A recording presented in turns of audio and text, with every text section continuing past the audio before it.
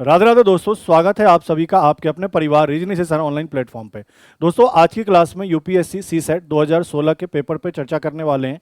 इसके अंदर मैथ के जितने भी क्वेश्चन आए थे उनके सॉल्यूशन को देखेंगे और समझेंगे क्या उसका डिटेल सॉल्यूशन हो सकता है। चलिए अपन शुरुआत करते हैं आज के सेशन की। और आज के सेशन का अपना पहले नंबर का क्वेश्चन स्क्रीन पे आपके सामने रहा। पहला क्वेश्चन क्या कह रहा है, आसान सा क्वेश्चन है, लॉजिकल क्वेश्चन है, इसमें कुछ गणित वगैरह नहीं है, नॉर्मल क्वेश्चन है। क्वेश्चन क्या कह रहा है, पढ़िए। किसी ग्राहक द्वारा किसी खास उत्पाद की 19,000 मात्रा का एक क्रय आदेश दिया गया। कंपनी प्रतिदिन उस उत्पाद की 1000 मात्रा उत्पादित करती है, जिसमें से 5% बिक्री के अनुपयुक्त होती है। तो क्रय आदेश कितने दिनों में पूरा किया गया? सीधी सी बात यह है, कहना यह चाह रहा है कि एक ऑर्डर मिला है 19,000 वस्तुओं का, कि 19,000 वस्तु का क्या मिला है, एक कंपनी को ऑर्डर मिला है। कंपनी क्या करता है कि एक दिन में मात्र 1000 ही प्रोडक्शन कर पाता है, 1000 ही वस्तु बना पाता है, जिसमें से 5% वस्तु क्या होता है, खराब हो जाता है। तो आपको बताना है कि 19,000 का जो ऑर्डर मिला है, 19,000 जो वस्तु का ऑर्डर मिला है उसको बनाने में कितने दिन लगेंगे, ये बताना है। तो देखो, सिंपल सी बात करो, अगर मैं पूछूं कि एक दिन में कंपनी कितनी वस्तु बनाती है, तो आप कहोगे सर 1000 वस्तु बनाती है, जिसमें से 50% वस्तु क्या है, बिक्री के लिए अनुपयुक्त है, मतलब वो अनफिट है, वो चीजें सही नहीं है। तो 50% अगर वस्तु खराब हो गया तो 95% वस्तु क्या होगा, सही होगा। 1000 का 95% निकालो तो आपने कहा सर 1000 में से 950 वस्तु ही क्या है, बिक्री के लिए सही है। क्लियर है? तो इसका मतलब एक दिन में कंपनी 950 वस्तु बनाती है। कंपनी को टोटल कितना वस्तु बनाना है सर, 19,000 वस्तु बनाना है। तो इस 19,000 में अगर मैंने 950 का भाग लगा दिया तो मुझे पता चल जाएगा कि सर कितने दिन लगेंगे, दिनों की संख्या क्या होगी, दिनों की संख्या क्या होंगी। जी सर, चलिए सर, 0 से 0 काटा, 19 से कितनी बार, ये 100 बार, 19 से यह कितनी बार, 5 बार, और 5 से यह कितनी बार, 20 बार। इसका मतलब सर 19,000 वस्तु बनाने में 20 दिन का क्या लगेगा, समय लगेगा। 19,000 वस्तु बनाने में कितने दिन का समय लगेगा, 20 दिन का क्या लगेगा, समय लगेगा। चलिए भाई, अगले को देखिए, क्वेश्चन नंबर दूसरा क्या कह रहा है, धर्मार्थ दान में किसी कक्षा में प्रत्येक विद्यार्थी उतने रुपए देता है जितनी उस कक्षा में विद्यार्थियों की संख्या है। कहना यह चाह रहा है कि अगर कक्षा में 4 विद्यार्थी है तो हर एक व्यक्ति 4-4 रुपया देता है, ऐसा कहना चाह रहा है। आगे क्या कह रहा है, केवल एक विद्यार्थी 2 रुपए अतिरिक्त देता है तो कुल कितना धन इकट्ठा हो गया, 443 इकट्ठा हो गया। तो ऐसे कितने विद्यार्थी हैं? तो आपसे ये कहा, मैं मान लेता हूं कि सर विद्यार्थियों की संख्या क्या है, x है, तो प्रत्येक विद्यार्थी भी कितना धन देगा, x देगा, क्योंकि लिखा है ना कि जितने विद्यार्थी है प्रत्येक विद्यार्थी उतना ही धन देता है। अगर विद्यार्थी x है तो हर एक विद्यार्थी धन भी कितना देगा, x रुपया देगा। तो टोटल धन कितना देगा, तो x गुना x। कह रहा है एक विद्यार्थी उसमें से 2 रुपया अधिक देता है, मतलब जो टोटल धन है उसमें 2 रुपया जोड़ दिया जाए तो टोटल मेरे पास कितना इकट्ठा हो जाएगा, 443। सॉल्व कर लो सर, ये x² + 2 बराबर कितना, 443। यहां से अगर मैं x² का मान निकालूं तो आप यही तो कहोगे 443 - 2, कहने का मतलब 44 क्या, 1। तो x का मान यहां से क्या निकल कर आएगा, 21। तो इसका मतलब मुझे पता चल गया कि सर विद्यार्थियों की संख्या कितनी है, 21। विद्यार्थियों की संख्या भी 21 है और प्रत्येक विद्यार्थी देता भी कितना है, 21 रुपया। तो सही उत्तर क्या होगा, ऑप्शन नंबर बी, 21। क्लियर है? चलिए अगले वाले क्वेश्चन को देखिए, क्वेश्चन नंबर तीसरा। अब यहां हमसे कह रहा है कि पात्र ए में 30 ग्राम चीनी है, शर्करा है, और 180 मिली क्या है, जल है। मतलब एक पात्र ए है जिसमें चीनी 30 ग्राम है और पानी कितना है, 180 है। पात्र बी में चीनी कितना है सर, 40 ग्राम है और पानी कितना है, 280 है। और पात्र सी में कह रहा है चीनी 20 ग्राम है और पानी कितना है, 100 ml है। ठीक है, तो बताना है पात्र बी का विलय कैसा होगा, आपको यह बताना है। सी के विलय से अधिक मीठा होगा, ए के विलय से अधिक मीठा होगा, सी के विलय के समान होगा, सी के विलय से कम मीठा होगा। तो सर सिंपल सी बात है, हर एक पात्र में मैं चीनी की मात्रा निकाल लेता हूं। मैंने कहा पात्र ए में चीनी कितना है, 30 है, और टोटल कितने में से, तो 180 और 30 210 में से चीनी की मात्रा ये आ गई। पात्र बी में चीनी कितना है सर, चीनी 40 है, और टोटल कितने में से, तो 40 और 280 320 में से, बोलो हाँ या ना। और पात्र सी में चीनी कितना है सर, 20 है, टोटल कितने में से, 100 और 20 120 में से। ये सभी में, सभी पात्र के अंदर मैंने चीनी की मात्रा निकाल ली, क्योंकि चीनी ही मीठा होगा। चलिए आगे बढ़ते हैं, इनको सॉल्व करूंगा तो सर ये 1/7 होगा, इनको सॉल्व करूंगा सर ये 1/8 होगा, और इनको सॉल्व करूंगा ये 1/6 होगा। दशमलव में इसको लिख ले। मैंने कहा सर दशमलव लगा के 0, पहाड़े को एक बार पढ़ूंगा, फिर बचेगा कितना, 30, फिर कितनी बार, 4 बार, तो लगभग 0.14 बार पहाड़ा पढ़ना पड़ेगा। इनको सॉल्व करूंगा, भाग लगाओ सर एक बार, फिर मैंने भाग लगाया, कितना आया 8 और 2 8 दूनी 16, लगभग 0.12 आएगा। इसको भाग लगाओगे तो सर 0.16 आएगा। क्लियर है ये बात है। अब मुझसे क्या कहा, पात्र बी का विलय कैसा होगा, तो पात्र बी का विलय कैसा है ये चीज चेक करो। पहला ऑप्शन कह रहा है सी के विलय से अधिक होगा, तो देखो बी का विलय ये है, देखो बी का विलय ये है, तो बी का मान सी से अधिक है क्या, यही तो कह रहा है कि सी के विलय से अधिक होगा, तो क्या बी का मान सी से अधिक है, नहीं भैया ये बात गलत है। दूसरा कह रहा है ए का विलय से अधिक होगा, बी का मान ए के विलय से अधिक होगा, देखो ए से ये अधिक है क्या, नहीं ये बात गलत है। क्या कह रहा है सी के विलय के समान होगा क्या, कि बी का मान सी के बराबर है क्या, नहीं ये गलत है। आगे कह रहा है सी के विलय से कम मीठा, हाँ जी सर, बी का मान सी से कम है, सी का मान 0.16 है, बी का मान 0.12 है, तो चौथा ऑप्शन क्या होगा, सही होगा। नॉर्मल क्वेश्चन था, तो सही उत्तर क्या हो जाएगा, ऑप्शन नंबर 4, ये इन्होंने गलती से लगा दिया है ऑप्शन। ठीक है, चौथा क्या होगा अपने क्वेश्चन का बिल्कुल ही सही उत्तर। चलिए बढ़ते हैं अगले क्वेश्चन में, क्वेश्चन नंबर कौन सा 4। क्या कह रहा है, एक कंपनी के सभी कर्मचारियों का औसत वेतन कितना है, 5,000, जितने भी कर्मचारी है एवरेज वेतन 5,000 है, जिसमें से पुरुष और महिला का एवरेज वेतन आपको कितना दिया है, 5200 और 4200। तो कंपनी में कार्यरत पुरुषों की प्रतिशत क्या है ये आपको बताना है। तो देखो आपसे ये कह रहा है कि मेल है फीमेल है, मेल का जो एवरेज है वेतन है वह कितना है सर, 5200 है, और फीमेल का एवरेज वेतन कितना है सर, 4200 है, और कह रहा है जब दोनों को मिला दिया जाए तो टोटल एवरेज वेतन कितना है सर, 5,000 का है। तो मिक्सचर का कॉन्सेप्ट लगा ले जी सर, 5200 में से 5,000 घटाया, वैल्यू कितना आया 200, 5,000 में से 4200 घटाओगे, वैल्यू कितना आएगा 800। इनको अगर मैं सॉल्व करूंगा तो सर यहां से यह कितना बनेगा 4 और यह कितना बनेगा 1। इसका मतलब क्या है कि सर पुरुषों का जो रेशियो है वह कितना है 4, और मेल फीमेल का जो रेशियो है वह कितना है 1। हमसे पूछा पुरुषों का प्रतिशत कितना है, तो आपने कहा सर पुरुष है कितने, 4 के रेशियो में, और टोटल कितने में से, तो 4 और 1 5 में से, तो 5, और प्रतिशत के लिए किसका गुना, 100 का गुना, 5 से यह वैल्यू 20 बार, और 20 में 4 का गुना करेंगे भाई साहब कितना आएगा 80। इसका मतलब पुरुषों का प्रतिशत कितना है, 80% पुरुष है उस कंपनी में। बस इतना सा काम आपको करना था। क्लियर है। चलिए अगले को देखिए, क्वेश्चन नंबर 5। ये बहुत आसान क्वेश्चन है। दो संख्या x और y किसी तीसरी संख्या z से 20 और 28% कम है। तो सर तीन संख्या है, x है, y है और z है। आपसे कहा कि जो तीसरी संख्या है उससे 20% कम तो क्या है, x है, उससे 20% कम तो क्या है, x है, और उससे 28% कम क्या है, z है। यही तो है। अगर तीसरे को 100 मान लूं तो 100 में से 28 घटाऊंगा तो 72 क्या हो जाएगा, y, और 100 में से 20 घटा दूंगा तो 80 क्या हो जाएगा, x। इसका मतलब क्या है कि सर तीसरी संख्या 100 हो तो पहली संख्या, कहने का मतलब x 80 होगा, और दूसरी संख्या y क्या होगा, 72 होगा। हमसे क्या कहा, y संख्या x से कितना प्रतिशत कम है, y x से कितना प्रतिशत कम है, तो सर यहां कितना कम है, 8, तो प्रतिशत में निकाल लीजिए। सर 8 कम है किससे, 80 से, और गुना किसका सर, 100 का। दिख रहा है सर 10% होगा, 0 0 8 8 कैंसिल, तो सर y x से कितना प्रतिशत कम है, 10% कम है, और यही हमसे पूछ रहा था। क्लियर है। चलिए अगले को देखिए, क्वेश्चन नंबर 6। क्या कह रहा है, एक टिन का टुकड़ा आयत की आकृति का है। एक आयत की आकृति का क्या है, टिन का टुकड़ा है, जिसकी लंबाई चौड़ाई दी गई है। ठीक है भाई, अच्छी बात है। सर ये आयताकार टिन का टुकड़ा है जिसकी लंबाई चौड़ाई दी गई है। इसका उपयोग करके एक घन बनाना है, वो भी बंद घन बनाना है। ठीक है, बंद समतल बंद आकृति मैंने बना दिया, ये घन बनाना है। तो आपसे बोल रहा है कि घन की भुजा की लंबाई क्या होगी, तो आप मुझे बताओ दोनों का क्या बराबर हो जाएगा। तो आप कहोगे सर दोनों का एरिया बराबर हो जाएगा, जो इसका एरिया होगा वही इसका एरिया होगा। क्यों कि सर जितना एरिया यह घेरेगा उतना ही एरिया यह घेरेगा, क्योंकि इसी से इसको बनाया गया है। तो आप कहोगे सर आयत का क्षेत्रफल क्या होता है, लंबाई गुना चौड़ाई। अगर मैं घन की बात करूं तो घन का दो तरीके का क्षेत्रफल होता है, एक तो संपूर्ण होता है और एक वक्र होता है। तो सर इस पूरे का यूज यहां किया गया है, तो सर संपूर्ण पृष्ठ क्षेत्रफल देखेंगे तो घन का संपूर्ण पृष्ठ क्षेत्रफल क्या होता है सर, 6 गुना भुजा स्क्वायर। अब इनको कैलकुलेट कर लो, यहां से भुजा पता चलेगा।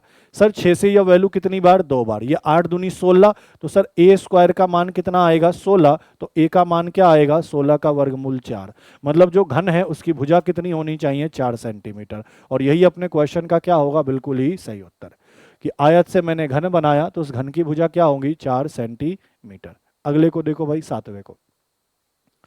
अब ये बहुत आसान सा है, हार्ड भी नहीं है, देखो बस समझना है। एक प्रश्न पत्र में 5 प्रश्नों का प्रयास किया जाना है, मतलब टोटल 5 प्रश्न है, ये ध्यान रखना।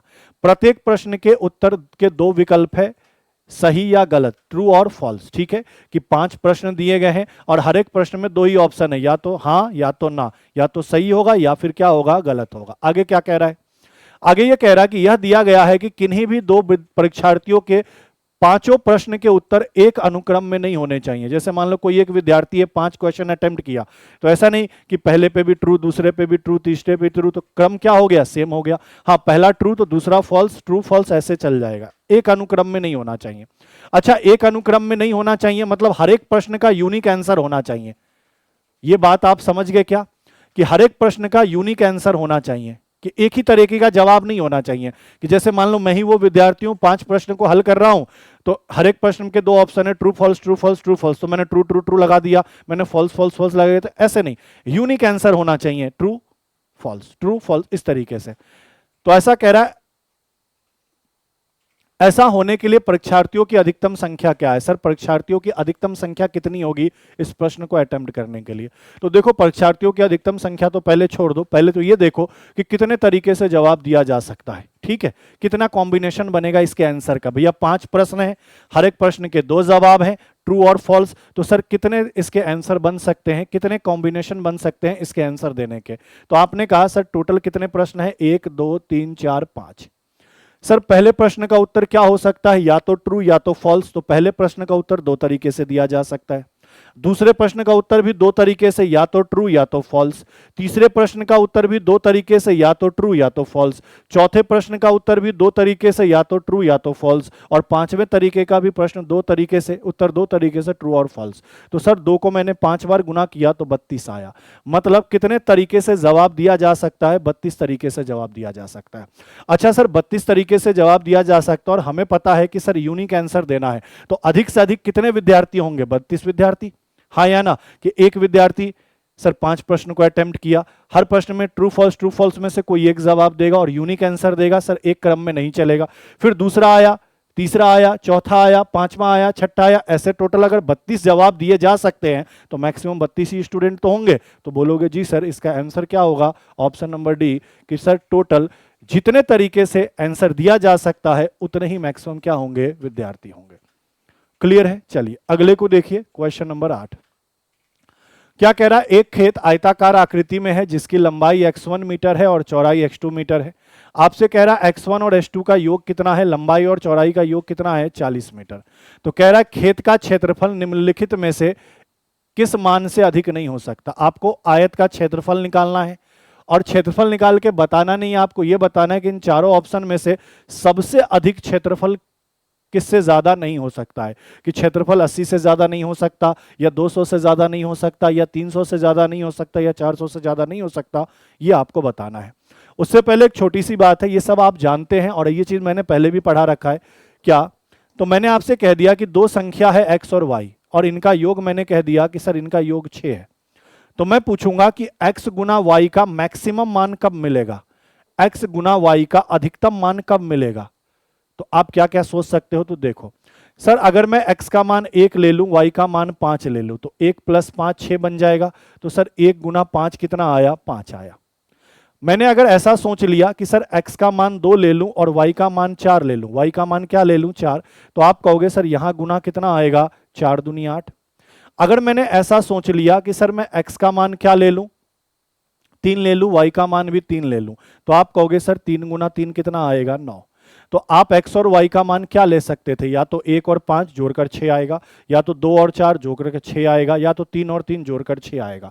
तो सर x + y का ये 3 वैल्यू संभव था, तो इनका गुना जब मैंने किया तो 1 गुना 5 5 आया, 2 गुना 4 8 आया, 3 गुना 3 3 आया। तो आपने क्या देखा कि मैक्सिमम वैल्यू कब मिला, जब 3 गुना 3 और 3 मान लिया x और y का। इसका मतलब क्या है, हमेशा ध्यान रखना, किसी भी 2 संख्या को जोड़कर कोई वैल्यू दिया हो और आपसे बोला हो कि इनका गुना करने पर मैक्सिमम वैल्यू कब आएगा, तो मैक्सिमम तभी आएगा जब दोनों का मान आपस में क्या होगा, बराबर होगा। ये वाली बात हमें पता होनी चाहिए। क्यों? क्योंकि यहाँ हमसे कह रहा है कि क्षेत्रफल इस किससे अधिक नहीं हो सकता, तो मैक्सिमम क्षेत्रफल हम देखेंगे कि कितना आ सकता है। तो आपने कहा कि सर लंबाई और चौड़ाई मिलाकर 40 है, तो सर इनका मैक्सिमम वैल्यू कब आ सकता है? इनका मैक्सिमम वैल्यू, क्योंकि हमें जानते हैं, सुनना मेरी बात को, हम जानते हैं कि आयत का क्षेत्रफल क्या होता है, लंबाई गुना चौड़ाई। तो सर लंबाई मेरे पास x1 है, चौड़ाई मेरे पास x2 है, तो हम ऐसा सोच सकते हैं कि सर x प्लस x2 बराबर 40 दिया है, तो सर मैक्सिमम वैल्यू कब मिलेगा? जब x1 और x2 बराबर होगा। और x1 और x2 बराबर होने का मतलब दोनों क्या होना चाहिए? 20। इसका मतलब लंबाई भी 20 रखे, चौड़ाई भी 20 रखे, तो टोटल एरिया कितना आएगा? 400। तो हमने कहा कि सर एरिया 400 से अधिक नहीं हो सकता, तो हमारा सही उत्तर क्या होगा? ऑप्शन नंबर ए, कि सर अगर मैं x1 और x2 लंबाई लेता हूं और उनका योग 40 लेता हूं, तो सर क्षेत्रफल अधिक से अधिक क्या आ सकता है? 400। 400 से अधिक क्षेत्रफल नहीं हो सकता। तो यही क्वेश्चन का क्या है सही उत्तर, कि एरिया मैक्सिमम कब? जब एरिया क्या आएगा? 400। चलिए भाई अगले को देखिए, क्वेश्चन नंबर 9 कह रहा है 5 सदस्य वाले परिवार में 3 वर्ष पूर्व सभी सदस्यों की आयु का योग दिया है। ये वाली चीज ध्यान रखना। फिर कह रहा है 3 वर्ष पूर्व जो औसत आयु थी आज भी वही है, मतलब पहले, अच्छा टोटल योग कितना है? 80, तो औसत आयु कितना होगा? 5 में 80 का, सॉरी 80 में 5 का भाग लगाओगे तो 16 हो जाएगा। लेकिन अब परिवार में एक शिशु आ गया, तो शिशु की आयु क्या है? तो देखो सीधी सी बात है, जब भी ऐसा क्वेश्चन करते हैं ना, तो सबसे पहले सबको प्रेजेंट का डेटा निकालते हैं। पास्ट में या फ्यूचर में जाकर क्वेश्चन सॉल्व नहीं करते, सभी का प्रेजेंट का डेटा निकालते हैं। तो आप बताओ सर कितने सदस्य थे? 5। तो 5 सदस्यों का टोटल आयु कितना होगा? दिया हुआ है सर 80 दिया है, लिखा है ना कि 5 सदस्यों की कुल आयु कितनी है? 80। लेकिन सर यह कितने साल पहले है? 3 साल पहले। तो मुझे वर्तमान का डेटा निकालना होगा। तो सर वर्तमान में आएंगे तो हर एक सदस्य की आयु में 3 की क्या होगी? वृद्धि, क्योंकि टोटल 5 सदस्य है। 3 साल पहले की बात हो रही है, तो 3 साल आगे आएंगे तभी तो वर्तमान में पहुंचेंगे, तो सबकी आयु में 3-3 वर्ष बढ़ाना पड़ेगा। तो मैंने कहा 5 सदस्य थे, एक की आयु में 3 वर्ष बढ़ाओ, तो 5 की आयु में कितना? 5 या 15 वर्ष बढ़ाओ, तो वर्तमान में इनकी आयु का योग कितना हो जाएगा? सर 95 वर्ष हो जाएगा। किनका? इन 5 सदस्यों की आयु का योग। अच्छा वर्तमान में 6 सदस्यों की आयु का योग क्या हो जाएगा? क्योंकि सर अब एक बच्चा भी आ गया ना, पहले 5 थे अब एक 6 हो गए। कह रहा है कि इनका औसत अभी भी वही है, यही तो कह रहा है, आज भी उतनी ही है। इसका मतलब पहले औसत कितना था? सर पहले टोटल 80 था और संख्या कितनी थी? 5, तो पहले औसत कितना था? सर 16। तो सर अगर अब सदस्य 6 हो गए, सभी का औसत 16 है, तो आप कहोगे कि सर टोटल आयु कितनी हो जाएगी? 96 वर्ष। अब मुझे बताओ यह कितने व्यक्तियों की टोटल आयु है? 5, और यह कितने व्यक्तियों की टोटल आयु है? 6। तो एक व्यक्ति जो एक्स्ट्रा है वो क्या है? बच्चा है, तो बच्चे की आयु क्या हो जाएगी? तो सर हमने देखा 95 से 96 हो गया, तो 1 वर्ष बढ़ गया, तो इसका मतलब बच्चे की आयु कितनी रही होगी? 1 वर्ष रही होगी। बात खत्म। क्लियर है? चलिए अगले को देखिए, क्वेश्चन नंबर 10 क्या कह रहा है? 2 व्यक्तियों की संपूर्ण वेतन लब्धियां बराबर है, मतलब 2 व्यक्ति हैं जिसका बेसिक पे है ना, जैसे आप गवर्नमेंट जॉब करते हो, तैयारी करोगे, गवर्नमेंट जॉब लोगे, तो सर बेसिक पे होता है ना कि सर इसका बेसिक पे 29,400, इसका बेसिक पे भी 29,400 है। अब इसके अलावा आपको अलाउंस मिलता है, बहुत सारे भत्ते मिलते हैं, तो फिर बाद में वेतन इधर उधर हो जाएगा, एक अलग चीज है, लेकिन बेसिक पे क्या है? सेम है। तो यहाँ पे यही कह रहा है कि 2 व्यक्ति है जिसका संपूर्ण वेतन उपलब्धियां क्या है? बराबर है। आगे क्या रहे? उनमें से एक व्यक्ति अपने मूल वेतन का 65% भत्तों के रूप में मिलता है। एक व्यक्ति को जितना भी उसका मूल वेतन है ना, उसका 65% क्या मिलता है? भत्ते के रूप में मिलता है। दूसरे को मूल वेतन का 80% भत्ते के रूप में मिलता है। तो पहले व्यक्ति के मूल वेतन और दूसरे व्यक्ति के मूल वेतन का अनुपात क्या होगा? ये आपसे कहना चाह रहा है। तो देखिए सर सीधी सी बात है, इन दोनों की ए और बी है, इनकी सैलरी सेम है। मैं मान लेता हूं कि इनका मूल वेतन कितना रहा होगा? सर 100 रहा होगा।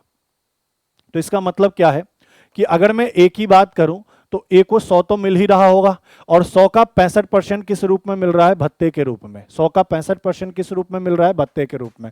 तो इसका मतलब सर ए को टोटल कितना मिल रहा होगा? तो सर 165 मिल रहा होगा। 100 मूल वेतन, बोलो हाँ या ना, और प्लस क्या मिल रहा है? 65% भत्ता। तो 100 का 65%, 65 और 100, 165% क्या हो रहा है? ए की सैलरी है।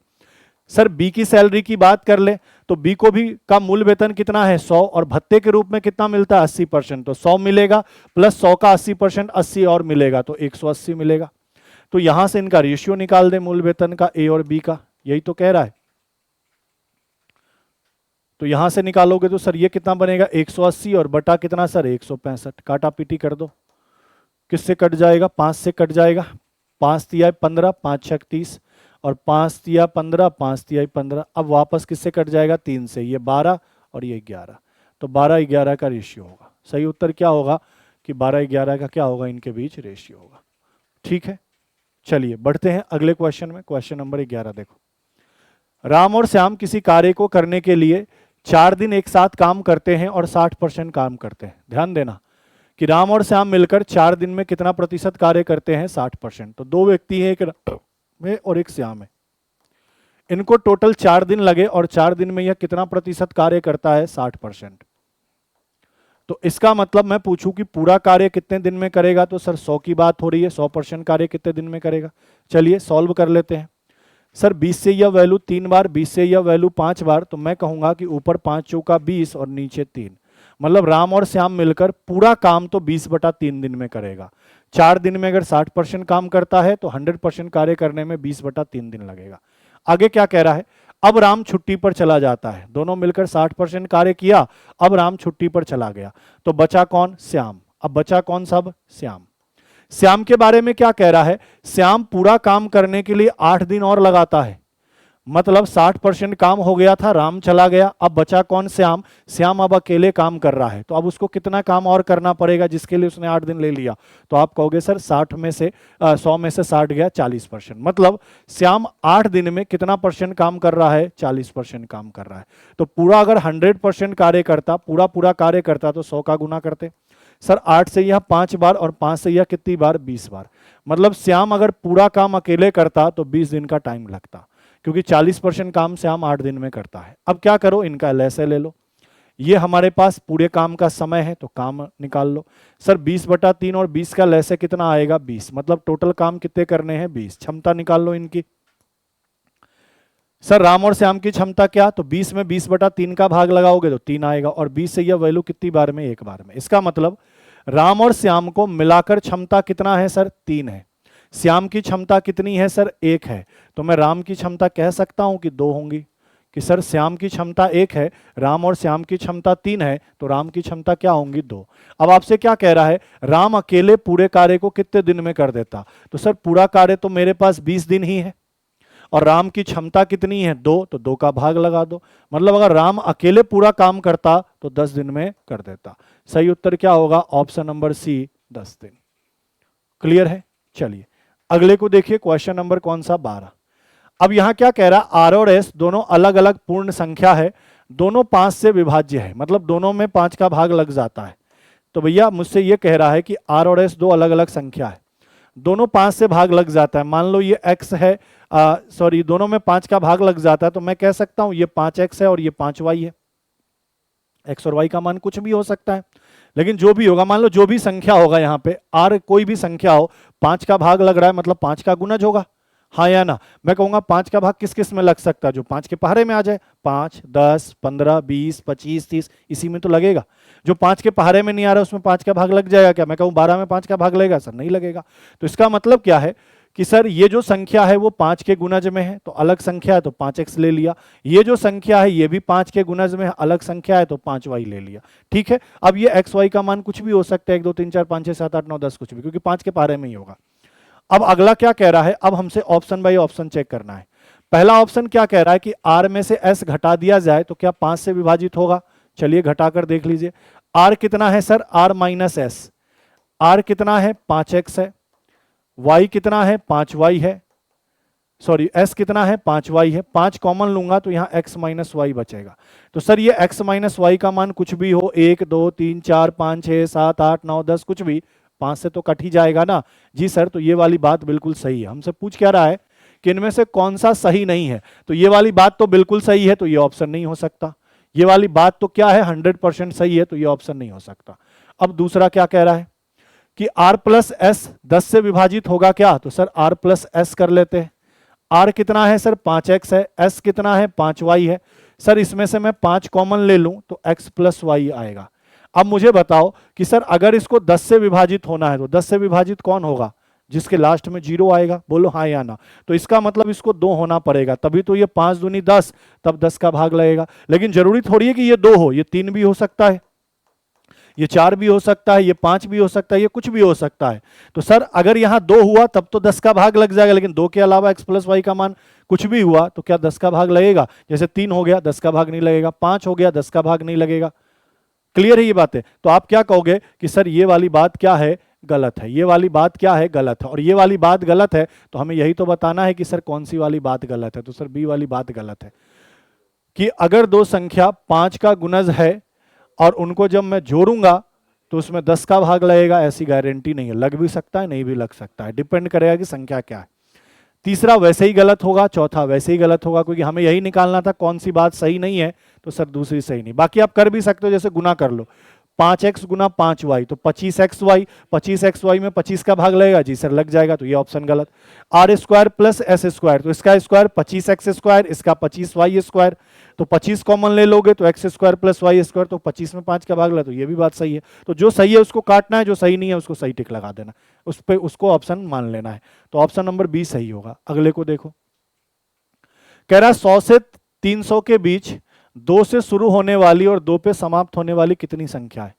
सर 100 से 300 के बीच की बात हो रहा है। सर दो कितने अंकों की संख्या होगी 100 से 300 के बीच में? तो सर 3 अंकों की संख्या होगी, 3 अंकों की संख्या होगी, 1 2 3, 3 अंकों की संख्या होगी। तो हमसे कह रहा है 2 से शुरू होना, 2 से शुरू होना मतलब ये दहाई पे होना, सॉरी सैकड़े पे होना चाहिए 2, और 2 से अंत होने का मतलब क्या, इकाई पे होना चाहिए। बीच वाले में हो ना हो इससे कोई मतलब नहीं है। हमसे यही कंडीशन कहा कि सर 100 से 300 के बीच में 2 से शुरू हो या 2 से अंत हो, ऐसी कितनी संख्या है, ये काउंट करके बताना है। तो 2 से शुरू होना मतलब सर कहाँ पे 2 आना चाहिए, तो सैकड़े पे 2 आना चाहिए, और 2 से एंड होना मतलब कहाँ पे 2 होना चाहिए, तो सर इकाई पे 2 होना चाहिए। लेकिन एक शब्द लगाया यहाँ पे, ये पढ़ो, 2 से शुरू या 2 से समाप्त। या का मतलब क्या हुआ कि 2 से अगर शुरू में काउंट कर लिया तो 2 से लास्ट वाला काउंट नहीं करोगे, और लास्ट वाला काउंट कर लिया तो शुरू वाला नहीं करोगे। या का मतलब ये कि दोनों में से कोई एक, या तो 2 से शुरू होने वाला नंबर काउंट कर लिया तो 2 से एंड होने वाला नंबर काउंट नहीं करोगे। जैसे मान लो मैंने कह दिया 202, अब ये 2 से भी शुरू भी हो रहा है 2 से एंड भी हो रहा है, तो इसको काउंट नहीं करना है। लेकिन अगर मैंने लिखा 201 तो ये चल जाएगा, क्योंकि 2 से शुरू हुआ लेकिन 2 से एंड नहीं हुआ। कल होकर मान लो मैंने लिख दिया 102 तो ये चल जाएगा। लेकिन कल होकर अगर मान लो मैंने ऐसा लिख दिया ना सर 212, तो ये 2 से शुरू भी 2 से एंड भी, तो सर ये नहीं चलेगा। या का मतलब ये है। तो चलिए काउंट कर लेते हैं, ज्यादा दिक्कत है नहीं। पहले सर 100 से 200 के बीच में, 199 के बीच में देखते हैं। 100 से 199 के बीच में हम इतना पता है कि 101, 102, 103, 104, 105 ऐसे आएगा, 199 तक आएगा। तो सर हम जानते हैं कि सैकड़े पर एक भी 2 नहीं आएगा, सैकड़े पे एक भी 2 नहीं आएगा। दहाई पे आया ना आए इससे कोई मतलब नहीं है, बस हम इकाई पे देखते हैं कि कितनी बार 2 आएगा। तो इकाई पे कितनी बार 2 आएगा? सर 10 बार आएगा। कैसे? सर 102 में 112, 22, बोलो हाँ या ना, 132, 142, मतलब 100 से 110 के बीच में एक, 110 से 111 से 120 के बीच में एक, तो ऐसे ही 199 तक जाएंगे तो टोटल कितनी बार इकाई पे 2 आ जाएगा? 10 बार। ये बात क्लियर है? ठीक है। अब हम बात करते हैं सर 200 से कहाँ, 300 तक। तो 200 से 300 तक बात करते हैं तो इतना तो पता है कि सर 200 से अगर शुरू हो रहा है तो दहाई पे, सॉरी सैकड़े पे तो 2 आएगा ही आएगा। तो सर 200 से 300 तक सैकड़े पर कितनी बार 2 आएगा? तो सर 100 बार आएगा। 200 से लेकर 299 तक कितनी बार 2 आया? 100 बार 2 आया। तो सर यहाँ 100 बार 2 आएगा। सर इकाई दहाई पे आए ना इससे कोई मतलब नहीं है। और इकाई पे कितनी बार आएगा? सर इकाई पे भी 10 बार आएगा। कैसे? तो सर 200 से 210 लूंगा तो 202 एक बार, 210 से 211 से 220 लूंगा तो 212 आएगा। तो इकाई पे भी 10 बार आएगा, और दहाई पे कितनी, सॉरी सैकड़े पर कितनी बार आएगा? 100 बार। दहाई से तो हमको मतलब ही नहीं है। ठीक है, 300 तक कंप्लीट हो गया। अब देखो एक चीज हमें बोला ना कि सर 2 या 2 से शुरू या 2 से समाप्त। तो मैंने कहा कि सर 2 से शुरू होने वाले कितने हैं? 100, और 2 से समाप्त होने वाले कितने हैं? 10। तो मैं 2 बार ये नहीं लूंगा ना कि सर ये 2 से शुरू हो गया 2 से समाप्त हो गया। जैसे मैं 202 नहीं ले सकता, जैसे मैं 212 नहीं ले सकता। आप समझ गए क्या? ये वाले नंबर नहीं ले सकता। तो सर ये 10 नहीं लेने हैं। तो टोटल यहां इकाई पे कितने आएंगे? 10, और सैकड़े पे कितने आएंगे? 100। तो टोटल कितने आएंगे? 110। 110 ऐसी संख्या है 100 से 300 के बीच में जिसमें जिसकी शुरुआत 2 से होगी या फिर एंड 2 से होगा। या का मतलब या तो 2 शुरू में आएगा या 2 एंड में आएगा, दोनों पे नहीं आएगा। क्लियर है ये बात? अगर दोनों पे कहता तब तो सर ये 120 होता। यहां लिखता है ना 2 से शुरू होना और 2 से समाप्त होना और लग जाता, तब 120 हो जाता। बढ़ते अगले क्वेश्चन पे। नेक्स्ट क्वेश्चन देखिए, क्वेश्चन नंबर 14 क्या कह रहा है कि अंक 1 2 3 4 को लेकर 4 अंकों की संख्या बनानी है। इन 4 अंकों में से किसी भी रीति में पुनरावृत्ति नहीं है, मतलब किसी अंकों का रिपीटेशन नहीं है, ये कहना चाह रहा है कि 4 अंकों की संख्या बनानी है और वो अंक क्या क्या लेने हैं, 1 2 3 4। कह रहा है कि इन चारों में से कोई भी संख्या अंकों का रिपीटेशन अलाउड नहीं है। अब क्या कह रहा है, कंडीशन 4 कंडीशन दिए गए, 1 2 3 4। पहला कंडीशन क्या दिया गया कि 2 और 3 आगे पीछे नहीं आ सकते, मतलब 2 3 एक साथ नहीं आ सकते या 3 2 एक साथ नहीं आ सकते। आगे पीछे का मतलब ये हो गया। 3 1 के एकदम पीछे नहीं आ सकता, मतलब 1 3 नहीं आ सकता, लेकिन 3 1 चल जाएगा। 4 अंतिम स्थान पर नहीं होना चाहिए, जैसे मान लो 4 अंकों की संख्या है तो 4 यहां पे नहीं होना चाहिए। फिर क्या कह रहा है, 1 प्रथम स्थान पे नहीं होना चाहिए, जैसे 4 अंकों की संख्या है तो 1 यहां पे नहीं होना चाहिए। अब ये चारों कंडीशन को फॉलो करते हुए इन 4 अंकों से मुझे 4 अंकों की संख्या बनानी है। तो चलिए एक एक करके बना लेते हैं। अब आप खुद बताएंगे मुझे कि सर 4 अंकों की संख्या मुझे बनानी है, ये वाली बात ठीक है। हमें पता है कि सर 1 से शुरुआत नहीं कर सकते, तो हम शुरुआत कहां से करें, 2 से। ठीक है, 2 के बाद मैं ऐसा कह सकता हूं 3 नहीं रख सकता। क्यों नहीं रख सकता कि 2 3 और 3 2 अलाउ नहीं है, तो मैं 2 के बाद 4 रख सकता हूं, 4 के बाद 3 रख सकता हूं और 3 के बाद 1 रख सकता हूं। मैं 1 और 3 क्यों नहीं रखा, क्योंकि सर 1 और 3 अलाउ नहीं है। और मैं 2 से क्या बना सकता हूं, 2 ले लिया। सर मैं यहां पे 1 ले लूं, यहां पे 4 ले लूं और यहां पे 3 ले लूं, तब भी बन जाएगा कि सर 2 के बाद मैंने 1 ले लिया, 1 तो ले सकते हैं ना यहां पे, ठीक है, 3 नहीं ले सकते। फिर उसके बाद मैंने यहां क्या ले लिया, 4 ले लिया, यहां 3 ले लिया। तो मैंने कहा 2 से शुरू होने वाले टोटल कितनी संख्या बन गई, 2 संख्या बन गई। अब कोई और बन नहीं पाएगा, ठीक है। फिर 3 से शुरू करते हैं, तो सर मैंने जब 3 से शुरू किया तो 3 के बाद मैं 2 नहीं ले सकता क्योंकि 3 2 अलाउ नहीं है, लेकिन मैं 4 ले सकता हूं। बोलोगे जी सर। फिर मैं ये 2 ले लेता हूं, ये 1 ले लेता हूं, चल जाएगा। 3 के बाद मैंने 4 ले लिया, ये 1 ले लिया, ये 2 ले लूंगा, चल जाएगा। सर 3 के बाद मैं 1 भी तो ले सकता हूं, क्या दिक्कत है, और 1 के बाद मैं 4 ले लूं और 2 ले लूं, चल जाएगा। लेकिन मैं 1 के बाद 2 और 4 नहीं ले सकता क्योंकि 4 अंतिम स्थान पे नहीं है। तो 3 से शुरू होने वाली टोटल कितनी संख्या बनेगी, 3। अब मैं 4 से शुरू करता हूं, ठीक है। 4 के बाद मैं क्या रख सकता हूं, सर 1 रख सकता हूं, ठीक है। 1 के बाद मैं 2 रख सकता हूं, ठीक है। और 2 के बाद मैं 3 रख सकता हूं, क्या नहीं, क्योंकि 2 और 3 नहीं चल पाएगा। तो सर ये तो नहीं बन पाएगा, ये तो नहीं बन पाएगा। तो मैं काम करता हूं, 4 के बाद 2 ले लेता हूं, 2 के बाद 3 ले लेता हूं और 3 के बाद क्या ले लेता हूं, 1। अब ये चल जाएगा कि सर 3 1 तो अलाउ है लेकिन 1 3 अलाउ नहीं है। तो 4 से शुरू होने वाली कितनी संख्या बनेगी, 1। तो टोटल कितनी बन गई, 1 2 3 4 5 6। तो ऐसी टोटल कितनी संख्या बनेगी, 4 अंकों की 6 संख्या बनेगी। और यही अपने प्रश्न का क्या होगा, बिल्कुल सही उत्तर। ये चारों कंडीशन फॉलो कराते हुए बनाना है, ये बात ध्यान रखना है। चलिए भाई अगले को देखिए, 15 नंबर। क्या कह रहा है, एक बेलनाकार ओवरहेड टंकी को जिसकी त्रिज्या कितनी है, 2 मीटर और ऊंचाई कितना है, 7 मीटर। एक बेलनाकार आकार का टंकी है, इसकी त्रिज्या कितनी दी गई है। तो आपसे कह रहा है कि सर ऊंचाई तो 7 है और इसकी जो त्रिज्या है वह कितनी है, 2 है। अब बेलनाकार टंकी है तो ऑब्वियसली इसमें पानी भरा जाएगा। आगे क्या कह रहा है, 5.5 मीटर, 4 मीटर, 6 मीटर माप वाली किसी भूमिगत टंकी से जल भरना है। तो सर जहां लंबाई चौड़ाई ऊंचाई हो, तो सर ये कैसा होगा, घनाभ आकार का टंकी होगा जो भूमि के अंदर बना हुआ है, ठीक है। इसमें भी जल भरना है, भरा हुआ है, तो इससे इसमें पानी भरना है, ठीक है। जितना इसमें कितना पानी आएगा, तो सर जो इसका आयतन होगा उतना ही पानी आएगा। इसमें कितना पानी आएगा, तो इसमें इसका जितना आयतन होगा उतना ही पानी आएगा। तो इसमें मान लो अगर 500 लीटर पानी है, मान लो, अभी पता नहीं कितने लीटर है, तो 500 लीटर में से फिर मैंने इसमें क्या किया, पानी भरा। आगे क्या कह रहा है, ओवरहेड टंकी को पूरा भर दो, मतलब इस वाले, ये टंकी फुल है, इसमें से मैंने इसमें पानी भरा, ये वाला टंकी पूरा फुल हो गया।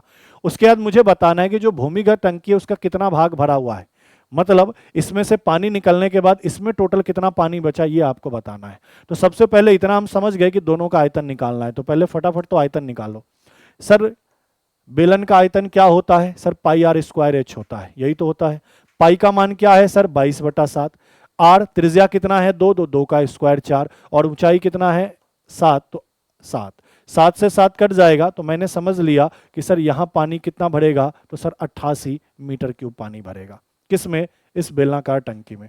सर यहाँ पानी कितना भरेगा, तो सर घनाभ का आयतन क्या होता है, लंबाई गुना चौड़ाई गुना ऊंचाई। तो लंबाई 5.5, चौड़ाई 4 और ऊंचाई कितनी है 6। तो आयतन निकाल लो। सर इसका 6 गुना कर ले, 6 पंचे 30, 6 पंचे 30 तो 33 हो गया, और उसका 4 गुना कर ले तो 4 तेई 12, 4 तेई 12 और 1 13। तो सर यहाँ पानी कितना आएगा, 132 मीटर क्यूब आएगा। अब हुआ क्या कि सर यहाँ टोटल 132 मीटर क्यूब पानी भरा हुआ था, इसमें से 88 मीटर क्यूब पानी मैंने यहाँ भर दिया, तो इसमें पानी बचा कितना, इसमें पानी बचा कितना, तो आपने कहा सर 132 में से 88 घटा दीजिए। जैसे ही 132 में से 88 घटा दूंगा सर 44 बचेगा, मतलब 44 मीटर क्यूब इसमें पानी बचा है। तो हमसे पूछ रहा है कि भूमिगत टंकी का कितना भाग पानी से भरा हुआ है, तो मैंने कहा सर 44 मीटर क्यूब इसमें पानी भरा हुआ है, टोटल कितने में से, 132 में से, तो यही निकाल लो। सर यह कितने गुने पे बैठ रहा है, 3 गुने पे, तो 1/3 भाग भरा हुआ है। इस वाली टंकी का 1/3 भाग भरा हुआ है। क्लियर है, आसान था। चलिए अगले को देखिए, क्वेश्चन नंबर 16। क्या कह रहा है, ए और बी पैदल चलते हुए एक वृत्ताकार पार्क का चक्कर लगाते हैं। ये एक सर्कुलर पार्क है, किसी बिंदु से ए और बी पैदल चक्कर लगा रहे हैं इसका वृत्ताकार पार्क का। दोनों 8 बजे सुबह, कितने बजे सुबह सर, 8 बजे सुबह, एक ही बिंदु से विपरीत दिशाओं में चलना शुरू करते हैं। विपरीत दिशाओं का मतलब भाई समझ गए, अगर ए इस दिशा में जाएगा तो बी इस दिशा में जाएगा। ये बात क्लियर है। आगे क्या कह रहा है, ए और बी की चाल 2 चक्कर प्रति घंटे है, मतलब 1 घंटे में ए 2 चक्कर लगाता है और बी 1 घंटे में 3 चक्कर लगाता है। ठीक है, तो प्रातः 8 से 9:30 बजे के पूर्व वे कितनी बार एक दूसरे से मिलेंगे, मतलब 8 बजे दोनों चलना शुरू किए तो 8 से 9:30 के बीच में वो आपस में एक दूसरे से कितनी बार मिलेंगे, ये हमें बताना है। सबसे पहले मुझे एक बात बताओ कि सर स्पीड क्या है ए की, तो ए की स्पीड ये है कि सर 1 घंटे में 2 चक्कर लगाता है। मैं मान लेता हूं कि ये जो वृत्ताकार पार्क है इसकी लंबाई 1 किलोमीटर है। अब बोलोगे सर 1 क्यों माना, तुम 2 मान लो, तुम 4 मान लो, तुम एक्स मान लो, तुम वाई मान लो, तुमको जो मैंने मान लो, सबसे आंसर सेम रहेगा। तो मैंने मान लिया कि सर वृत्ताकार पार्क की लंबाई कितनी है, 1 किलोमीटर। तो सर ये 1 घंटे में अगर 2 चक्कर लगाता होगा तो सीधी सी बात है इसकी स्पीड कितनी रही होगी, 2 किलोमीटर पर आवर की, हाँ या ना। इसकी स्पीड कितनी रही होगी सर, 3 किलोमीटर पर आवर की, हाँ या ना, क्योंकि सर इस पूरे वृत्ताकार पार्क की लंबाई 1 किलोमीटर है और यह 2 चक्कर लगाता है, सॉरी 1 घंटे में 2 चक्कर लगाता है, तो इसका मतलब 1 घंटे में ये 2 बार घूमेगा और 2 बार घूमेगा मतलब 2 किलोमीटर की दूरी तय करेगा 1 घंटे में। तो इसकी स्पीड 2 किलोमीटर पर आवर, इसकी स्पीड 3 किलोमीटर पर आवर। अब सबसे पहले हम ये निकाल लें कि दोनों एक दूसरे से कितने समय बाद मिलेंगे, दोनों एक दूसरे से कितने समय बाद मिलेंगे, तो दूरी में चाल का भाग लगाओगे। सर दोनों मिलाकर टोटल 1 किलोमीटर की ही दूरी तय करेंगे, ये फिक्स है, और दोनों एक दूसरे के विपरीत दिशा में है, और जब विपरीत दिशा में होते हैं, दोनों पढ़ा है ना ट्रेन वाला कॉन्सेप्ट, जब 2 ट्रेन एक दूसरे के समान दिशा में चले या विपरीत दिशा में चले तो रिलेटिव स्पीड का यूज करते हैं, तुलनात्मक गति का यूज करते हैं। तो विपरीत दिशा में तुलनात्मक गति कैसे निकालते हैं, तो दोनों के चाल को जोड़ देते हैं, दोनों के चाल को जोड़ दोगे तो कितना आएगा, 5। तो आपने कहा उसको टाइम कितना लगा, 1/5 घंटे का। इसको अगर मैं मिनट में बदल दूं तो आप 60 का गुना कर देंगे, तो सर आप कहोगे कि 12 मिनट बाद दोनों एक दूसरे से क्या करेंगे, मिलेंगे। कि ये इस बिंदु से 8 बजे चलना शुरू किया, ये इस बिंदु से 8 बजे चलना शुरू किया, और दोनों एक दूसरे से 12 मिनट के बाद क्या करेंगे, मिलेंगे। ये बात पता चल गया। तो हम ये समझ गए कि अगर उनको एक बार मिलना है तो 12 मिनट का समय लगेगा। अब मुझे बोल रहा है कि 8 बजे से 9:30 बजे के बीच, तो 8 से 9:30 कितने घंटे होते हैं, 1.5 घंटे। 1.5 घंटे का मतलब सर कितने मिनट, 90 मिनट। तो 90 मिनट के बीच में कितनी बार मिलेंगे, चक्करों की आपकी संख्या पूछ रहा है। तो आपने कहा सर 1 मिनट में 12 बार, सॉरी एक बार मिलने के लिए 12 मिनट का टाइम लगेगा, तो 90 मिनट में कितनी बार मिलेंगे, तो 12 से काटो, 12 का पहाड़ा, 12 सत्ते कितना, 84, और 12 पंचे 60, मतलब 7.5 बार मिलेंगे। तो 7.5 जैसा कुछ होता नहीं है, तो जो एग्जैक्ट पूर्णांक है वो लोग है सर 7 बार मिलेंगे। दोनों एक दूसरे से क्या मिलेंगे, 7 बार। नहीं तो ऐसे भी कर सकते थे, एक बार मिला 12 मिनट का टाइम, दूसरी बार मिला फिर 12 दूना 24, तीसरी बार 12 तिया 36, चौथी बार 12 चौका 48, पांचवी बार 12 पंचे 60, छठी बार 12 सत्ते 12 छक 72, 7वीं बार 12 सत्ते 84, क्योंकि 90 मिनट है। अब उसके बाद तो फिर सर 90 से ऊपर चला जाएगा, तो टोटल ऐसे कितनी बार, 7 बार मिलेंगे एक दूसरे से। क्लियर है। चलिए अगले को देखिए, क्वेश्चन नंबर 17। क्या कह रहा है, डब्लू किसी कार्य का 25% भाग 30 दिन में करता है। तो सबसे पहले मैं ये निकाल लूं कि W 30 दिन में कितना परसेंट कार्य करता है? 25%। तो 100% कार्य कितने दिन में करेगा? तो सर सॉल्व कर लीजिए, काट दीजिए, कितनी बार? 120 दिन में। ये बात क्लियर। फिर x की बात कर रहा है, x 10 दिन में 1/4 कार्य करता है। 1/4 तो 4 ऊपर चला जाएगा, तो पूरा कार्य कितने दिन में करेगा सर? 40 दिन में। फिर कह रहा y की बात कर रहा है, y 40 दिन में 40% काम करता है, तो 100% काम कितने दिन में करेगा सर? 40 से 40 काट देंगे सर, 100 दिन में करेगा। अब किसकी बात कर रहा है? z की बात कर रहा है। z 13 दिन में 1/3 काम करता है, तो 1/3 मतलब 1 नीचे और 3 ऊपर, तो z को कितने दिन लगेंगे? 39 दिन। मतलब जो काम ये 120 दिन में करता है वही इसको 40 दिन में, वही ये 100 दिन में, और ये कितने दिन में? 39 दिन में। तो सबसे पहले कौन काम पूरा करेगा? तो जो सबसे कम दिन लेगा। सबसे कम दिन कौन ले रहा है? z। तो सबसे पहले काम कौन पूरा कर रहा है? z। कि सेम कार्य को सबसे पहले कौन पूरा कर रहा है सर? z, क्योंकि z की क्षमता ज्यादा रही होंगी। आगे देखो 18 नंबर कह रहा 5 व्यक्तियों के किसी एक परिवार में प्रति व्यक्ति औसत आय 10,000 रुपया एक महीने का है। तो सर सीधी सी बात है, आपको क्या दिया हुआ है कि व्यक्ति 5 है, एक महीने का एवरेज इनकम 10,000 है, तो मैं पूछूं टोटल इनकम कितना हो जाएगा एक महीने का? 5,000, 50,000। 50,000 रुपये एक महीने का 5 व्यक्तियों का क्या है? टोटल इनकम है। फिर कह रहा उसी परिवार में प्रति व्यक्ति औसत आय क्या होगी यदि एक व्यक्ति की आय 1,20,000 प्रति वर्ष हो जाए। मतलब एक व्यक्ति की आय 1,20,000 प्रति वर्ष हो जाए। मतलब ये जो 1,20,000 है ना, ये 1 साल की इनकम है। तो सर एक महीने की इनकम क्या होगी? तो सर 12 का भाग लगा दीजिए। तो सर एक महीने की इनकम क्या हो जाएगी? 10,000 रुपये। 10,000 रुपये पर मंथ का इनकम हो जाएगा। तो अब क्या कह रहा है कि हर एक के इनकम में 10,000 रुपया बढ़ गया। तो सर अगर मैंने हर एक के इनकम में 10,000 बढ़ा दिया तो इसका मतलब अब टोटल इनकम कितने हजार का हो जाएगा सर? 60,000 का। व्यक्ति तो अभी भी कितने हैं? 5 है। तो मुझे बताना है अब एवरेज इनकम क्या होगा। तो आपने कहा सर 5 का भाग लगा दीजिए, 5 से काट दीजिए, कितनी बार? 5 एकम 5, 5 दूने 12,000। मतलब अब एक व्यक्ति की जो एवरेज इनकम है वह कितनी हो जाएगी? 12,000। ठीक है, हर एक व्यक्ति की एवरेज इनकम अब कितनी हो जाएगी? 12,000। क्यों? क्योंकि सर 1,20,000 एक साल में इनकम बढ़ गया, तो एक महीने में 10,000 इनकम बढ़ गया। पहले टोटल मिलाकर 50 कमा रहे थे, 10 बढ़ा दोगे तो अब टोटल पांचों मिलाकर 60 कमाएंगे, तो कितना कितना बटेगा? सब में 2,000 बढ़ जाएगा एक्स्ट्रा, तो 12,000 रुपये क्या होगा अब सब प्रत्येक की इनकम। अगले बार देखो 19 को क्या कह रहा है? एक दौर में एक प्रतियोगी को 6 सेब एकत्र करने हैं। कितने सेब एकत्र करने हैं? 6। ये सेब एक सरल रेखा में किसी ट्रैक पर रखे हुए हैं। ट्रैक के प्रारंभ में बाल्टी रखी गई है जो किसी दौर का प्रारंभ बिंदु है। खेल के नियम अनुसार प्रतियोगी एक बार में केवल एक सेब उठा सकता है और उसे लेकर वापस दौड़कर उसी बाल्टी में डालना है। मतलब दौड़ के जाएगा, एक सेब उठाएगा, वापस लाके उस बाल्टी में डालेगा, ऐसा करना है। और एक बार में एक सेब लेना है, ये बात ध्यान रखना। बाल्टी से पहले सेब की दूरी 5 मीटर है और बाकी सेब के बीच 3-3 मीटर की दूरी है। यदि प्रतियोगियों की बाल्टी के सभी सेब डालने हो तो प्रतियोगी कुल कितनी दूरी तय करनी पड़ेगी। अब देखो इसको समझ लो, आसान है, ज्यादा हार्ड नहीं है। सर ये एक बाल्टी है मान लो और 6 सेब है, 1 2 3 4 5 6, ये 6 सेब है। अब आपसे क्या कह रहा है? बाल्टी और पहले सेब के बीच की दूरी कितनी है सर? 5 है। और बाकी हर सेब के बीच में दूरी कितने कितने की है? 3-3 की है। इनके बीच दूरी कितने की है सर? 3-3 की है।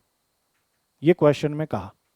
अब करना क्या है? तो देखो गेम का रूल क्या है कि तुम यहां से दौड़ना शुरू करोगे, दौड़े, पहले सेब को उठाए, उठाने के बाद वापस आए, इसमें डाले। तो तुम मुझे एक बात बताओ, जब पहले सेब को उठाओगे और बाल्टी में डालोगे तो कितनी दूरी तय करोगे? तो यहां से दौड़ा 5 मीटर, वापस आया 5 मीटर। तो मैंने कहा कि सर पहले सेब को बाल्टी में डालने के लिए टोटल कितनी दूरी तय करनी पड़ेगी? 10 मीटर की। वैसे ही दूसरे सेब को बाल्टी में डालोगे तो कितना करोगे? तो सर यहां से आप वापस यहां तक दौड़ोगे, बोलोगे 5-3 8 गए और फिर 5-3 8 आए, तो टोटल कितने की दूरी तय हो गई? 16 की। वैसे ही तीसरे सेब को अगर तुम तीसरे सेब की बात करें तो आपको कितना समय लग जाएगा? तो सर यहां से यहां जाएंगे कितना? 3-3 6, 6-5 11, 11 की दूरी इधर गए, फिर वापस आके 11 की दूरी तब जाकर बाल्टी में डालेंगे, तो 22। चौथे सेब की बात कर लें तो सर चौथे सेब के लिए पहले तो इतना दूरी तय करना पड़ेगा, 3 6 9, 9 और 5 कितना, तो आपने कहा 14, 14 की दूरी ये तय की है, फिर वापस 14 की दूरी तय करके इसमें डाले, तो 14 14 28। अगले की बात कर ले, अगले वाले की बात कर लें, इसकी बात कर लें, तो सर यहां से यहां तक पहले मैं जाऊंगा, 3 6 9 12, 12 और 5 17, 17 की दूरी ये तय, फिर वापस आके यहाँ 17, तो 17 17 कितना, 34 की दूरी तय करूंगा। और अगले की मैं बात कर लूं तो सर लास्ट वाले के लिए मैं यहां से यहां दौड़ूंगा, 3 6 9 12 15 और 5 20, 20 की दूरी ये गया, 20 की दूरी ये आया, तो टोटल कितनी की दूरी तय करूंगा, 40। इस तरीके से 6 सेब को मैं क्या करूंगा, बाल्टी में डाल दूंगा। तो बताओ तुमने टोटल कितनी दूरी तय करी, जोड़ लो इनको। सर ये तो 40 है, अच्छी बात है, इनको जोड़ेंगे तो सर ये 40 हो जाएगा, इनको जोड़ेंगे तो ये 50 हो जाएगा, और ये 10 60 होगा, तो ये 100 होगा, और ये 50 150 होगा। मतलब तुमने 150 मीटर की दूरी तय करी। हालांकि इसको तुम उससे भी बना सकते थे, समांतर श्रेणी से भी, बाकी कोई दिक्कत नहीं, 150 मीटर की दूरी तय होंगी।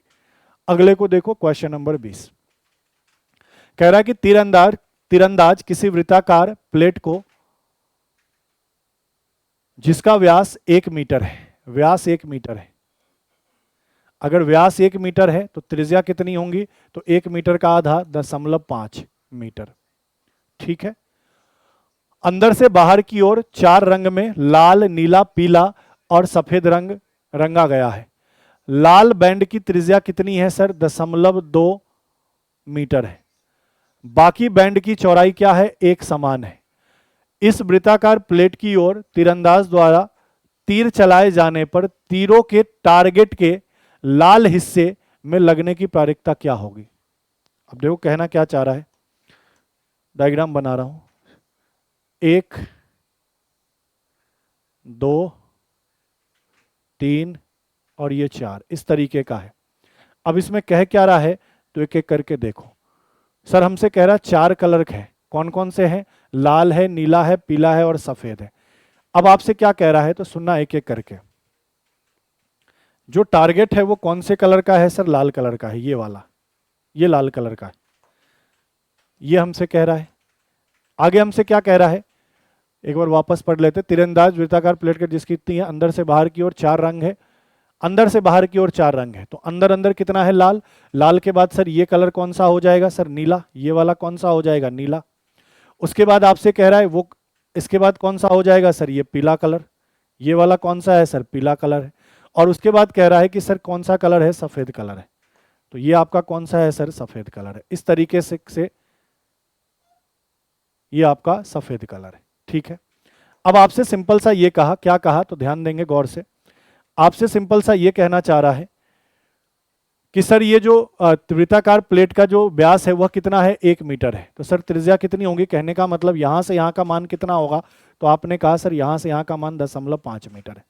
आपसे ये कहा कि लाल कलर का जो बैंड है, मतलब ये वाला जो सर्कल है, ये रेड वाला जो सर्कल है ना भाई, ये वाला जो सर्कल है, इसकी त्रिज्या कितनी दी गई है। तो क्वेश्चन में कह रहा है सर इसकी त्रिज्या यहां से यहां तक यह कितनी दी गई है, 0.2 मीटर दी गई है। ठीक है। अब क्या कह रहा है, टारगेट बनाना है, और टारगेट किस पे बनाना है, ये रेड कलर वाले पे लिखा है ना क्वेश्चन में, वृत्ताकार प्लेट की ओर तीरंदाज द्वारा तीर चलाए जाने पर तीरों के टारगेट के लाल हिस्से में लगने वाले की प्रायिकता। मतलब आपका टारगेट लाल हिस्से में लगना चाहिए, इसकी प्रोबेबिलिटी क्या है। मतलब इस पूरे जगह में से सिर्फ किस में आपका टारगेट आना चाहिए, ये लाल वाले हिस्से में, इसकी प्रोबेबिलिटी क्या है। तो आप सब जानते हैं कि सर प्रोबेबिलिटी क्या होता है, कि नंबर ऑफ फेवरेबल आउटकम क्या मुझे चाहिए ऊपर, और नीचे टोटल क्या है, यही तो होता है। बोलोगे जी सर। तो सर ये वृत्ताकार आकृति है, ये क्या है, वृत्ताकार आकृति है। तो सर मुझे जो टारगेट बनाना है ये लाल वाला बनाना है, तो फेवरेबल आउटकम मेरा ये होगा। तो सर इसका जो क्षेत्रफल होगा, इसी एरिया में तो मुझे टारगेट करना है। और सर अगर मैंने कहा कि इस एरिया में मुझे टारगेट करना है, मतलब क्षेत्रफल में टारगेट करना है, तो सर इसका क्षेत्रफल क्या होगा इस वृत्त का, तो हम कहते हैं πr², और r कितना है, 0.2 मीटर स्क्वायर। और किस में से, तो सर इस पूरे में से। तो इस पूरे का एरिया क्या होगा, तो आप कहोगे सर इसकी त्रिज्या क्या है, 0.5, तो पूरे का एरिया क्या होगा, पाई गुना 0.5 का स्क्वायर। बस इनको सॉल्व कर लो, आपकी प्रोबेबिलिटी आ जाएंगी। सर ये पाई से पाई कट जाएगा, सर ये दशमलव से दशमलव भी उड़ जाएगा। तो सर 2 का स्क्वायर 4 होगा और 5 का स्क्वायर 25 होगा। इनको सॉल्व कर दो, तो सर दशमलव, एक जीरो बैठाओगे तो 25 एकम 25, फिर कितना 15 और 25 छक 150, तो 0.16 इसकी क्या हो जाएगी प्रोबेबिलिटी कि लाल कलर के एरिया में ही मुझे टारगेट बनाना, इसकी प्रोबेबिलिटी क्या होगी, तो सर 0.16 होंगी। क्लियर है? चलो अगले को देखो, क्वेश्चन नंबर 21 कह रहा है कोई व्यक्ति खिलौने की अंकित कीमत पर नगद भुगतान के लिए 10% का छूट देता है और 10% का लाभ होता है। देखो मैंने हमेशा कहा है कि जब भी छूट के साथ लाभ दे दिया जाए तो सीपी और एमपी का रेशियो तुरंत निकालो, और निकालने का तरीका क्या कहा था कि 100 में से डिस्काउंट घटाओगे तो सीपी आएगा और 100 में प्रॉफिट जोड़ दोगे तो एमपी आएगा। बोलो हाँ या ना। छूट कितने का है 10 का, तो 100 में से 10 घटाया 90 सीपी है।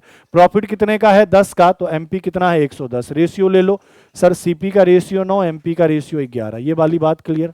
अब हमसे क्या कह रहा है, ये कह रहा है कि यदि अंकित मूल्य कितना है 770, तो लागत मूल्य बताओ। तो सर यहां अंकित मूल्य कितना है 11, यह 770 के बराबर कितने गुने पे बैठा 70 गुने पे, तो ये भी 70 गुने पे बैठेगा, मतलब क्रय मूल्य कितना होगा 630 रुपया। और यही अपने क्वेश्चन का क्या होगा, बिल्कुल ही सही उत्तर। क्लियर है? चलिए सर अगले को देखिए, क्वेश्चन नंबर 22। क्वेश्चन नंबर 22 क्या कह रहा है, ए भी एक विशाल वृक्ष का तना है। ठीक है भैया, एक विशाल वृक्ष ले लीजिए।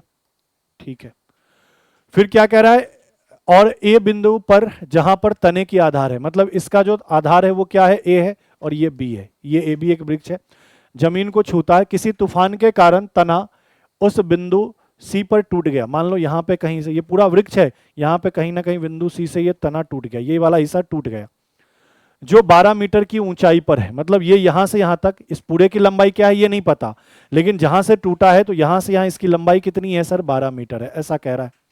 टूटा हुआ भाग आंशिक रूप से तने के ऊर्ध्वाधर हिस्से से सी पर जुड़ा हुआ है, मतलब थोड़ा सा सी पे जुड़ा हुआ है, टूट कैसे गिर गया और सी पे जुड़ा हुआ है। यदि टूटे हुए भाग का सिरा बी जमीन डी पर मिलता है, मतलब ये जो टूटा हुआ भाग है ये टूट के किस पे मिल जाता है, जमीन पर कहीं डी पॉइंट पे।